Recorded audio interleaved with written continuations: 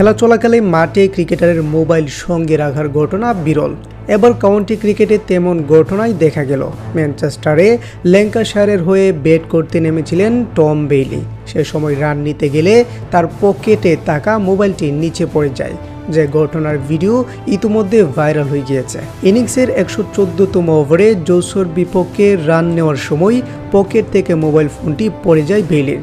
সচরাচর কোনো ক্রিকেটারকেই মাঠে মোবাইল ফোন নিয়ে খেলতে নামতে দেখা যায় না, কিন্তু কাউন্টি ক্রিকেটের মতো গুরুত্বপূর্ণ ম্যাচে এদিন এমন ঘটনা ঘটল। ফাইন লেগের দিকে বল ঠেলে দিয়ে 2 রান নেওয়ার সময় নন স্ট্রাইকার্স এন্ডের দিকে আম্পায়ারের কাছেই তার মোবাইল ফোনটি পড়ে যায়, যা দেখে কমেন্টস্টাররা বলে ওঠেন কিছু একটা পড়ে গেছে, মনে হচ্ছে ওর পকেট থেকে, আমার মনে হয় এটা মোবাইল ফোন। এরপর ধারাভাষ্যকাররা আরও বলেন, আমাদের কাছে বিষয়টি মজাদার বলে আমরা হাসছি, তবে এই বিষয়টা কি রিপোর্ট করা হবে যে ব্যাটার মোবাইল ফোন নিয়েই মাঠে খেলতে এসেছিলেন।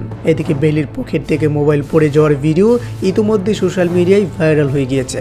কেউ কেউ মজা করে সোশ্যাল মিডিয়ায় লিখেছেন, মনে হয় ল্যাঙ্কাশায়ারের সোশ্যাল নেটওয়ার্কিং সাইটটি ওই ক্রিকেটারটি দেখাশোনা করে, তাই ওই ফোন নিয়ে খেলতে নেমেছিলেন। একজন ব্যাটসম্যান মাঠে মোবাইল ফোন নিয়ে খেলতে পারবে না, এটা নিয়মের বাইরে। তবে বেইলির জন্য কি জরিমানা করা হবে কি হবে না, আপনার ব্যক্তিগত মতামতটি জানিয়ে দিন কমেন্ট বক্সে।